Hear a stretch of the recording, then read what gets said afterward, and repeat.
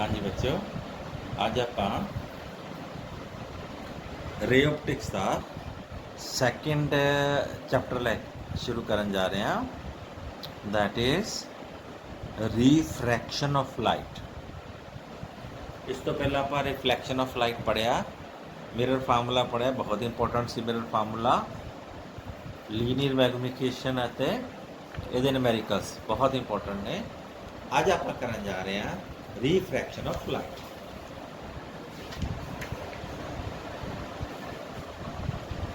तो रिफ्रैक्शन ਅਤੇ रिफ्लैक्शन च बेसिक फर्क क्या है? रिफ्लैक्शन क्या होंदा?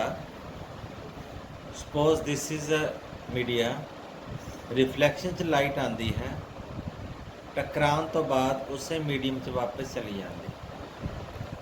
When a light enters in a medium and go back to the same medium, that phenomena is called reflection of light. लेकिन रीफ्रैक्शन थोड़े सामने दिखाया, ये दो डिफरेंट मीडियाज हैं, एक रेयर मीडियम है, एक डेंसर मीडियम है। रेयर मीडियम असी विरला माध्यम कहने, ये है विरला, ये की है संगना माध्यम। तो लाइट एक माध्यम तो दूजे माध्यम जाती है। यह माध्यम की ने ट्रांसपेरेंट माध्यम ने, पारदर्शी मीन्स जिदे आर पार लाइट जा सकती। तो light enters in different medium, ठीक है, तो there is a refraction of light. तो लॉज ऑफ रिफ्रैक्शन क्या है? We call it Snell's law.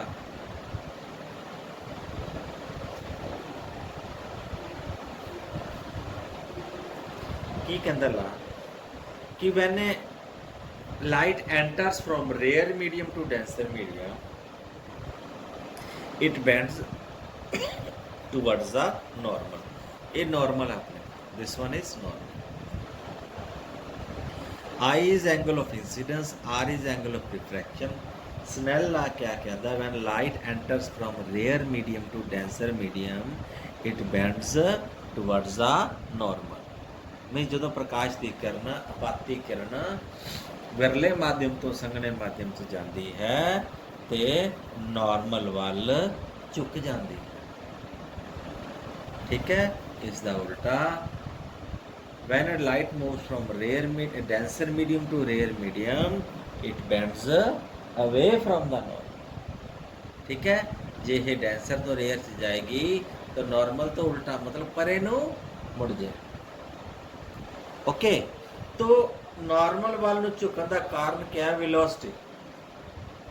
ਕਿਉਂਕਿ ਸਾਨੂੰ ਪਤਾ ਹੈ light travels with lesser velocity in denser medium as compare to rare medium. Rare medium 'ਚ ਵੈਲੋਸਿਟੀ ਆਫ ਲਾਈਟ ਜ਼ਿਆਦਾ ਹੁੰਦੀ ਹੈ, ਜਦ ਕਿ ਡੈਂਸਰ ਮੀਡੀਅਮ ਦੇ ਵਿੱਚ ਵੈਲੋਸਿਟੀ ਆਫ ਲਾਈਟ ਘਟ ਜਾਂਦੀ, ਠੀਕ ਹੈ। ਇੱਕ ਹੋਰ ਨਿਯਮ ਹੈ, ਯਾਦ ਰੱਖਣਾ, ਦੋ ਲਾ है और की है इंसिडेंट रे। मैं बुक को करेक्ट दिखा देना। Law one, law of refraction, incident ray, refracted ray and normal to the interface at the point lie in the same plane, that is they all are coplanar, ठीक है। दूजा law की है Snell's law, ratio of sine of angle of incidence to sine of angle of refraction is constant, ठीक है जी। दूजा law की है ratio of sine of angle of incidence to sine of angle of refraction is constant. This constant is called refractive index. इस constant ਨੂੰ ਅਸੀਂ refractive index ਕਹਿੰਦੇ ਹਾਂ, ਠੀਕ ਹੈ ਜੀ। तो what is the refractive index? ਇਹਦੀ ਡੈਫੀਨੇਸ਼ਨ ਵੀ ਕਲੀਅਰ ਹੋਣੀ ਚਾਹੀਦੀ।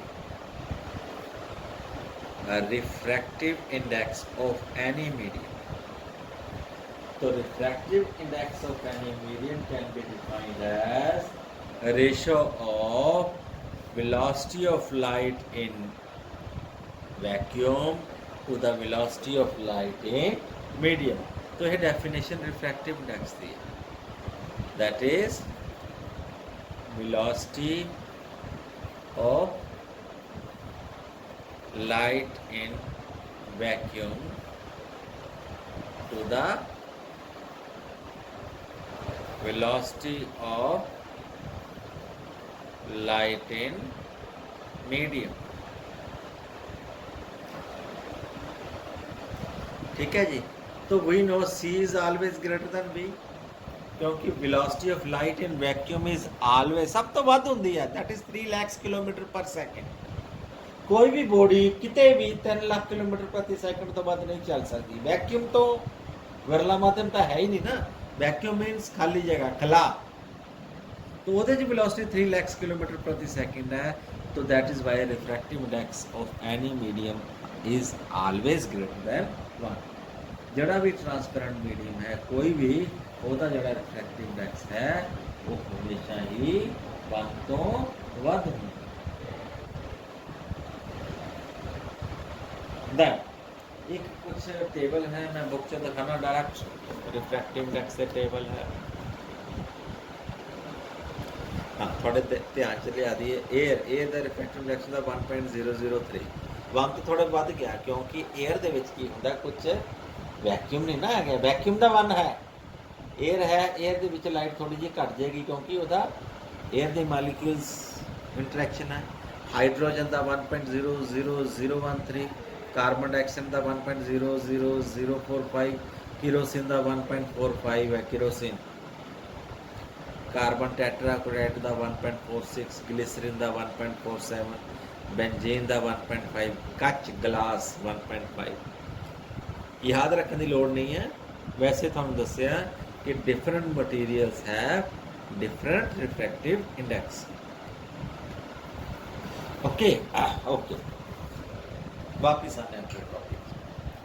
तो मैं म्यू दस्सिया सी refractive index of any medium. हुण इत्थे देखो दो मीडियम्स ने. म्यू इत्थे मैं लिखना चाहिए refractive index of 2 with respect to 1. 2 with respect to 1 का की मतलब, क्योंकि मीडियम किहड़े, denser medium. Light of ray of light किहदे च आ रही है, डेंसर मीडियम. कित्थों आ रही है, रेयर मीडियम.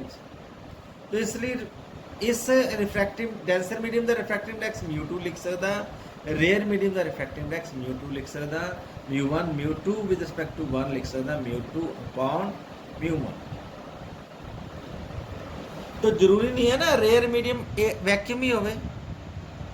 मीन्स μ2 क्या है, μ2 क्या है, refractive index of denser medium with respect to vacuum. ये वैक्यूम के नाल इन्ना रिफ्रैक्टिव इंडेक्स आया. μ1 क्या है, एक ही है refractive index of rare medium with respect to vacuum. ये भी वैक्यूम के नाल इन्ना रिफ्रैक्टिव इंडेक्स है. तो जे आपस ले लिए, मान लो आप एक पानी ले लिया, एक कच ले लें, फिर अपने को रिफ्रैक्टिव इंडेक्स क्या है, रेशो लेनी पड़ेगी. मीन्स जे इधर ग्लास ले लिया, इधर वाटर ले लिया, फिर अपन रिफ्रैक्टिव इंडेक्स लिखना पड़ेगा. रिफ्रैक्टिव इंडेक्स ऑफ ग्लास थले refractive index of water. Absolute refractive index का रिलेटिव रिफ्रैक्टिव. ठीक है जी. तो बहुत इंपॉर्टेंट टॉपिक है, बेसिक है, इसमें चंगी तरह देखो. ठीक है. इसी law of reflection, the principal of reversibility. ये भी देखते हैं पहले प्रिंसिपल ऑफ रिवर्सिबिलिटी क्या है.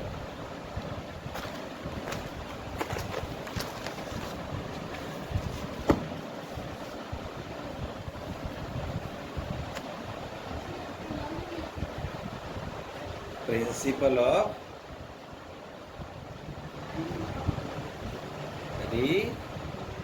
reversibility.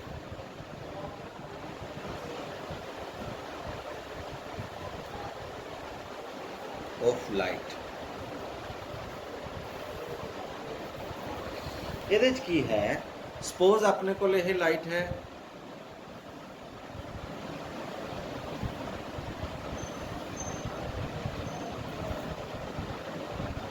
This one is normal.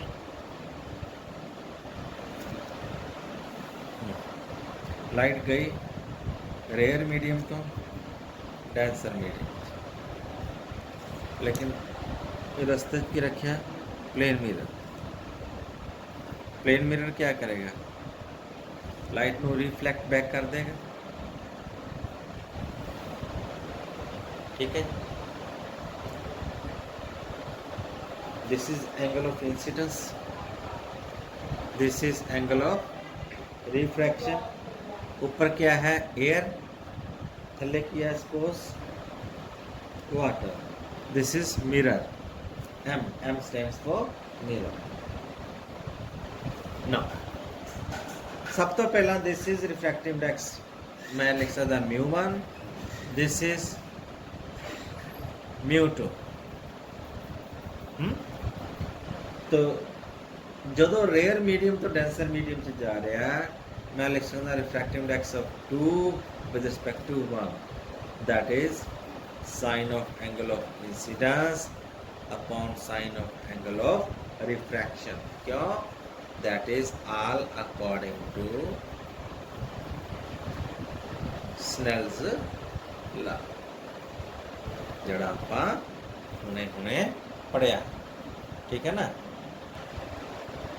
इस केस की जा रही सी ray of light rare medium तो डेंसर मीडियम तो जा रही सी, तो लिखते हैं जिसका refractive index μ2 with respect to μ1, μ2 with respect to μ1 is sine of angle of incidence, मतलब जिथों रे ऑफ लाइट आ रही है ओदा angle of incidence to the जिथे रे ऑफ लाइट जा रही। ना प्रिंसिपल ऑफ रिवर्सिबिलिटी क्या है? जो लाइट रीट्रेस देर पाथ वापस जाती है, हुन एंगल ऑफ इंसिडेंस बच्चों ये हो जाएगा, हुन डेंसर मीडियम तो रेयर मीडियम जा रही है, हुन रे ऑफ लाइट कितने जा रही है? μ1 से जा रही है, तो मैं लिख सकता refractive index of 1 with respect to 2, क्योंकि कितने जा रही है? हुन 1 से जा रही है, कितों आ रही है? वाटर मींस 2 तो आ रही है। तो sine of angle of incidence हुन वापस प्रिंसिपल ऑफ रिवर्सिबिलिटी दे विच ये लिखना पड़ेगा r upon sine of angle of refraction हो जाएगा i, क्योंकि retrace their path, right. This is 1, this is 2. Multiplying equation 1 and 2, इन्होंने multiply करते हैं, means μ2 with respect to 1 multiplied by μ1 with respect to 2 is equal to sine of I upon sine of R into sine of R upon sine of I। आ ਇਹਦੇ ਨਾਲ ਕੱਟਿਆ ਗਿਆ, ਆ ਇਹਦੇ ਨਾਲ ਕੱਟਿਆ ਗਿਆ, ਕੀ ਰਹਿ ਗਿਆ ਸਾਡੇ ਕੋਲ? what is left? only 1। ਕੀ ਪਤਾ ਲੱਗਿਆ? refractive index of 2 with respect to 1 into refractive index of 1 with respect to 2 is equal to 1, means 2 with respect to 1 is equal to 1 upon refractive index of 1 with respect to 2।